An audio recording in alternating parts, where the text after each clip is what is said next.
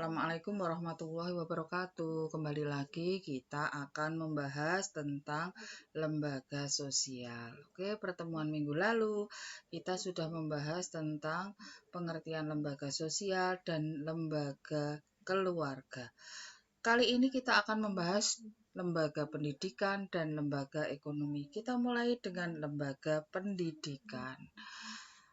Oke, jadi faktor kehidupan itu memang menuntut pendidikan. Kenapa? Yaitu yang pertama, meningkatnya kebutuhan hidup manusia, dua, melajunya pertumbuhan penduduk, tiga, berubahnya dunia pekerjaan, empat, tantangan dalam pertumbuhan ekonomi. Ini menyebabkan butuhnya pendidikan dalam kehidupan. Kita lanjut dengan fungsi nyata pendidikan atau sering disebut fungsi manifest. Yang pertama adalah mempersiapkan anggota mencari nafkah atau masyarakat untuk mencari nafkah itu dengan cara sekolah atau memperoleh pendidikan sesuai profesi yang diinginkan. Dua, menolong orang untuk mengembangkan profesi. Tiga, melestarikan kebudayaan antar generasi. Empat, menanamkan keterampilan dalam demokrasi. Lima, memperkaya intelektual. Enam, mengembangkan keterampilan. Tujuh, meningkatkan taraf kesehatan dan olahraga. Delapan, menciptakan warga negara yang patriotik. Sembilan, menjunjung integrasi ras yang berbeda. 10, membentuk kepribadian. Ya, inilah adalah fungsi nyata pendidikan. Contohnya kalau mengembangkan keterampilan ya SMK, meningkatkan taraf kesehatan dan olahraga, ada sekolah SMK kesehatan, ada sekolah jurusan olahraga, menciptakan warga negara yang patriotik, jurusan di ilmu sosial, atau mungkin kalau mau menjadi guru ya guru PKN, terus kuliah di jurusan politik begitu. Kemudian dengan adanya sekolah itu menunjang integrasi ras yang berbeda kalau dalam satu sekolah kedudukannya sama dari berbagai suku. Jelas sekolah akan membentuk kepribadian yang lebih baik. Lanjut, fungsi laten atau tidak nyata pendidikan atau lembaga pendidikan. Satu, menciptakan ketergantungan anak dengan orang tua. Dua, menunda kedewasaan atau pengalihan peran. Tiga, menunda usia perkawinan. Dengan sekolah kan kita akan menunda usia nikah karena pengen menyelesaikan kuliah lebih dulu. Ya, lingkungan pendidikan itu ada yang pertama adalah lingkungan pendidikan keluarga, yaitu informal atau sering disebut pendidikan informal, yaitu pemberian kasih sayang seorang ibu kepada anaknya. Ibu adalah madrasah yang pertama bagi anaknya, dari mengajari bicara, mengajari cara makan yang baik, mengajari duduk, dan lain sebagainya. Kemudian lingkungan pendidikan sekolah atau disebut lingkungan formal, yaitu ya lembaga pendidikan yang nyata. Kemudian lingkungan pendidikan masyarakat di luar sekolah atau non formal, contohnya adalah lembaga kursus atau lembaga keterampilan. Ya. Kita lanjut dengan yang ketiga, yaitu lembaga ekonomi. Lembaga ekonomi adalah lembaga yang mempunyai kegiatan bidang ekonomi demi terpenuhinya kebutuhan masyarakat.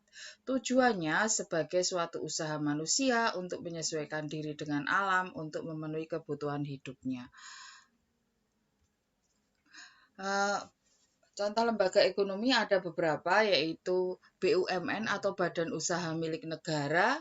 Ya, jadi lembaga ini adalah milik negara, modalnya juga milik negara, atau sahamnya adalah uang negara. BUMS atau Badan Usaha Milik Swasta berarti lembaga ini adalah milik swasta. Ya, contohnya adalah perusahaan-perusahaan besar itu milik swasta biasanya ya. Kemudian koperasi, ya ini biasanya didirikan usaha bersama ya, ada koperasi sekolah, ada koperasi siswa, dan ada koperasi pegawai, dan lain sebagainya. 4, pasar, ya di mana bertemunya pembeli dan penjual di sebuah tempat untuk acara jual beli secara tatap muka langsung. Oke. Kemudian jenis-jenis usaha perekonomian ada satu di sektor agraris, yaitu di sektor pertanian. Apa saja usaha di situ? Banyak, Mbak. Misalnya mengembangkan bibit apa namanya ya, bibit-bibit yang baru atau jenis-jenis varian tanaman baru, mengembangkan pestisida, mengembangkan pupuk, mengembangkan booster, dan lain sebagainya. Kemudian di sektor perdagangan ya kalian tahu sendiri sektor industri berarti pabrik ini ya untuk menghasilkan barang mentah menjadi barang jadi, silahkan cari contohnya. Kemudian sektor jasa yaitu usaha perekonomian yang bergerak di bidang jasa, misalnya salon, kemudian apalagi penjahit itu adalah sektor jasa. Ya. Ini adalah contoh dari lembaga ekonomi milik negara ya beserta lambangnya. Nah, kemudian dalam lembaga perekonomian atau perekonomian itu ada 3 kegiatan yang tidak bisa dipisahkan, yaitu yang pertama di bidang perekonomian itu ada kegiatan produksi, mulai dari yang sederhana sampai secara modern. Kegiatan produksi itu adalah mengolah bahan mentah menjadi barang jadi atau menambah nilai jual sebuah barang itu adalah kegiatan produksi. Kegiatan distribusi yaitu menyalurkan barang yang sudah diproduksi kepada masyarakat. Kegiatan konsumsi yaitu kegiatan untuk memanfaatkan barang yang diperoleh dari usaha atau dari kegiatan produksi. Penggunaan barang ya untuk memenuhi kebutuhan ya. Ini adalah 3 kegiatan di bidang ekonomi yang tidak terpisahkan. Nah, kemudian apa sih fungsi manifest lembaga ekonomi? Yang pertama yaitu mengatur kegiatan ekonomi demi tercapainya kesejahteraan hidup. 2, memberi pedoman untuk memperoleh bahan pangan. 3, menjaga kestabilan kegiatan ekonomi dalam masyarakat. 4, menyelesaikan masalah ekonomi, contohnya adalah penyaluran kredit. 5, mengatur hubungan kerja, yaitu kontrak kerja dalam perusahaan. Kemudian memberi identitas kepada masyarakat, contohnya kita dapat sebutan menjadi pegawai, menjadi buruh, menjadi pemilik perusahaan, menjadi kepala bagian. Nah, itu perekonomian bisa memberi identitas ya. Mengatur sistem pengupahan kerja, ya contohnya misalnya UMR di sebuah daerah. Nah, itu ini yang mengatur adalah lembaga ekonomi, kemudian dibantu oleh pemerintah. Memberi pedoman pertukaran barang dan jasa, jadi menentukan barang dan jasa itu harganya berapa, itu akhirnya bisa untuk menjadi pedoman. Memberi pedoman untuk dalam menentukan harga jual beli, kemudian mengatur tata cara pemutusan hubungan kerja ya. Dalam hubungan kerja di bidang swasta itu biasanya kalau belum memberikan pensiun atau bisa memberikan tunjangan hari tua, pesangon biasanya aturannya adalah 5 kali gaji ya, 5 kali gaji itu untuk memutuskan hubungan kerja, dan ditambah mungkin kalau dia dimasukkan dalam asuransi tenaga kerja ya dia akan memperoleh asuransi tersebut untuk bekal dia pensiun begitu. Nah, sedangkan fungsi tidak nyata dari lembaga ekonomi atau fungsi laten yang jelas memperparah kerusakan lingkungan. Misalnya kalau pabrik ya limbahnya ya limbah cairnya, limbah asapnya. Kemudian kalau itu lembaga ekonominya berupa pasar ya sampahnya dan lain sebagainya.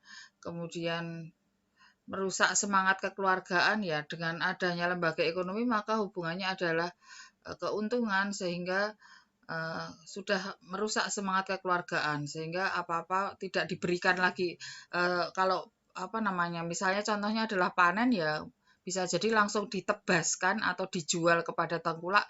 Kalau zaman dulu sebagian disimpan, sebagian kita bagi-bagi ke tetangga lah, sekarang sudah tidak lagi.